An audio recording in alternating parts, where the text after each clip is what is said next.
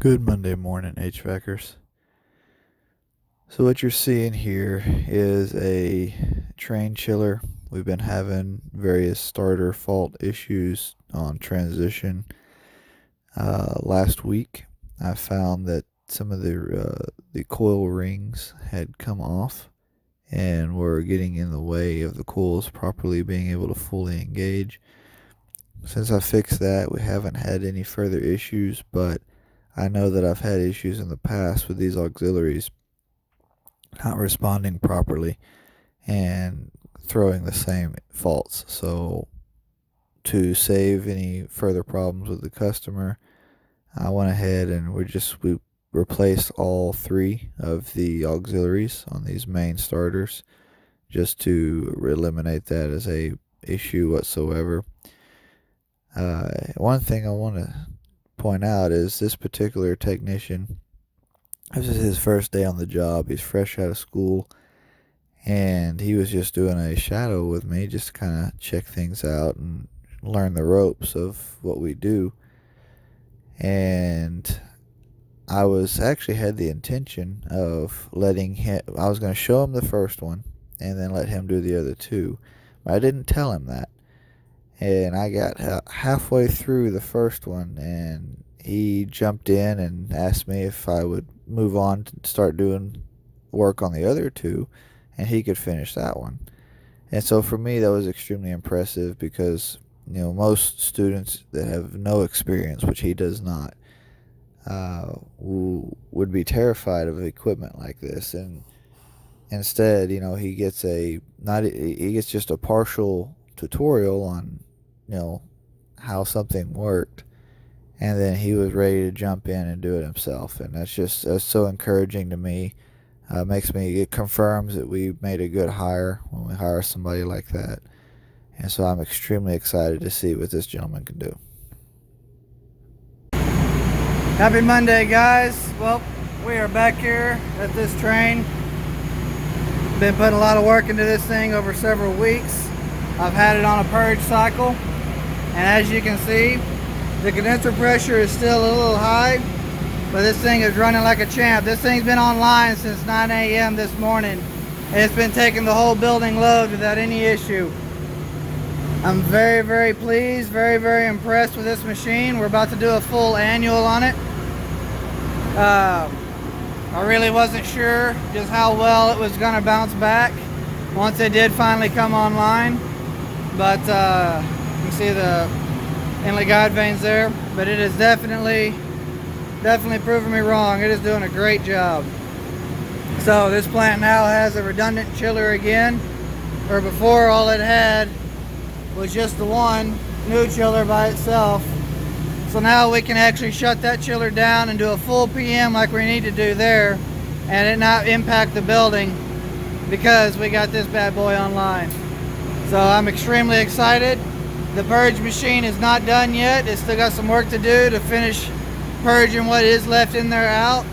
But overall, for what it is, it's a good job. I'm very, very pleased with it.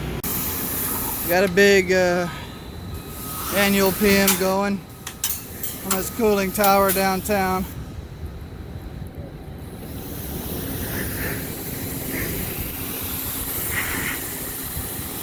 Just pulling the hot deck up, checking it, inspecting everything, seeing how it all looks. And we'll clean the basin out as well. What I wanted to show you here is this is me sitting down with one of my leads after a really big job with had two buildings, several cooling towers, pumps, two self-contains per floor on both buildings. I think he had a crew of 6 to 8 guys at a time, and we really wanted to make sure this account got done well. So I was just sitting down with him here and reviewing everything that they went over, trying to pinpoint all the deficiencies, all the recommendations we were going to make to the customer, and make sure everything was just on point where we needed it to be. So I've told y'all before, I wanted to kind of show you some of the admin side of what you can do this trade, and this is just a little glimpse of that. Well, we're back here today doing a PM on this train. Got the recovery machine going, recovering down that purge unit so that we can get those dryers changed out, service it.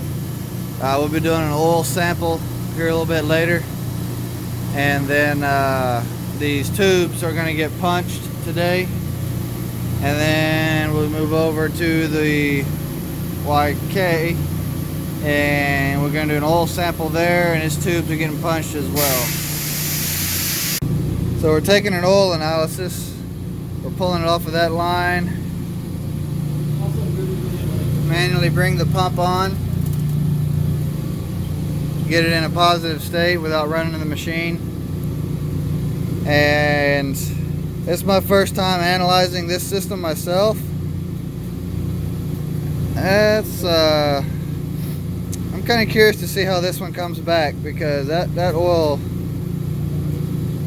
looks awful dark. Okay, so we got this end bell off on the condenser water, and these tubes are extremely dirty. They've got some very heavy scale buildup. You can see it right there on my finger. This chiller has not been brushed very well in some time, so you can stick your finger in there and just feel it all. Actually, I just had a piece come out in my finger. So anyway, time to get these brushed. That'll make this thing run a lot smoother. Doing a PM on a boiler. Got the manifold pulled, checking everything out, and just going through all the tubes. Over here,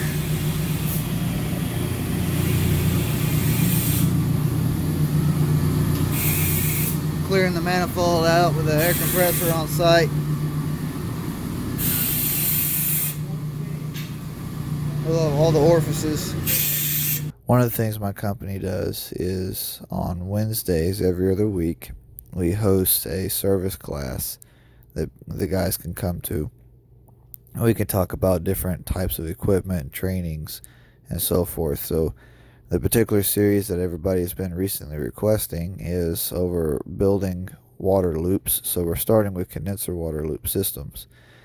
And what we're doing here is I'm having them draw some scenarios of situations they've ran into, and having them, like I said, draw it out and then explain it to the class as to what they ran into and what they found. And then what this really does is when you can have students do this, it really reinforces the knowledge that they have learned, and then it also helps them grow in trying to find ways to communicate that to others who do not understand either. And it's a huge growth step. It's a huge part of the process, and I highly recommend that you find ways of giving your young guys opportunities to do stuff like this. It's really big in their development. So this boiler was not firing. It was having issues. It would go through pilot sequence, and then the main flame would never fire. I came over here to the main valves after doing some troubleshooting over on the controls, and found that the secondary valve was not opening, but the primary was. And it's actually got a little indicator over here, little painted dot that'll float up and down. Anyway, it's getting 120 volts up here to the coil, these top two terminals, but it wasn't actually actuating or doing anything. Pull the wires, tested resistance across them.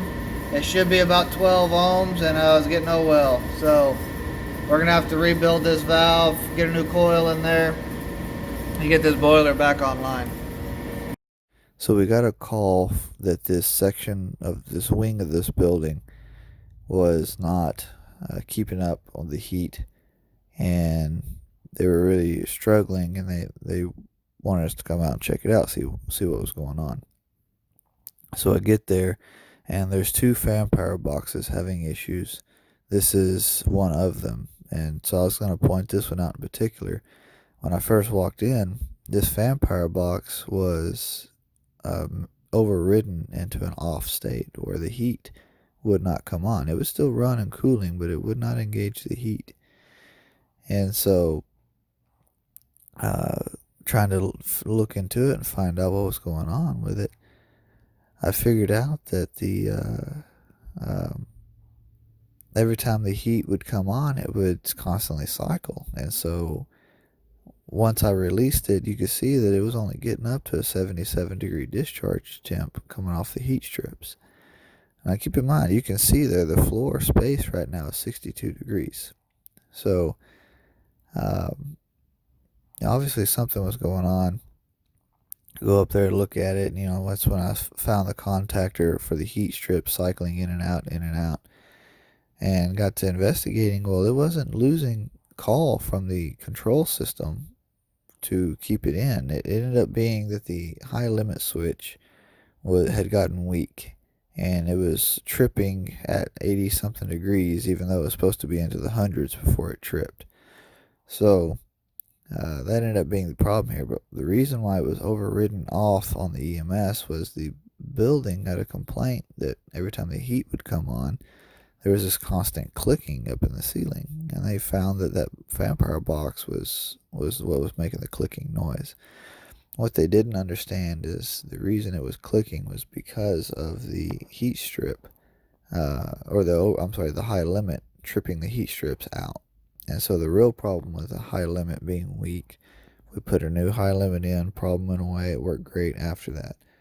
So this is kind of just another interesting scenario. This is some automation / mechanical troubleshooting we get into, and this also opened up a really good opportunity to look good for the customer, but also do some solid customer education as well. So just like on Wednesday nights, we do a service training. On Thursday nights, we also do an automation training, which I also lead. So in the pictures here, we actually have some of our experienced automation guys teaching some of the service guys how to do Cat 5 cables for their communicating thermostats. And one of the projects we've had going in this class is building a fan coil and VAV trainer. And so we're actually getting very close to wrapping it up. One more class time, and we should have it finished, and we can start doing troubleshooting and letting guys learn the in-depth operations of how these things work and why.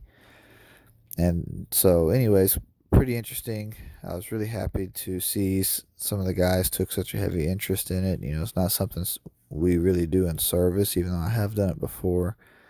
But it's an all-around great experience for everybody. So awesome stuff. And this is Friday morning. I got way behind on paperwork throughout the week. It was an extremely busy week, and so I ended up spending the entire morning just at the shop, just focused on trying to get caught up. I have several proposals and emails and reports and different projects for customers I needed to get out. One of the things is one of the customers is trying to start getting an evaporative credit, and they need a diagram of their plant made, and there's just all kinds of things that come up throughout the week that require building and setting up. And I'm not always the best of keeping up with my time during the week because I move so quickly. And so, this also gives me a chance to sit down and make sure all my time is accurate and that I get everything inputted in on my timesheet and so forth. And so there's again, this is another look at the admin side of it and just how much is required to really keep up with a company like what we do in the large commercial realm. There's just so much communication and proposals and parts and volumes and reports, and it just there's a lot. It requires a lot of time to really do this well, and a lot of focus and a lot of coordination, and having a really strong team that could help you do this. So anyway, like I said, just another snapshot of what the admin can look like. Alright. It is Friday evening. We've got a weekend PM ahead of us with a new account. Bunch of outside air, fresh air Aeons. Right now we're working on. Got the condenser coils out here. Tomorrow we'll be doing 300 indoor boxes and a whole variety of other equipment. There's the other Aaon back there in the back of the stairs. Get a good shot of Austin on a Friday afternoon. Had a neat little overview of a construction site. Pushing a lot of dirt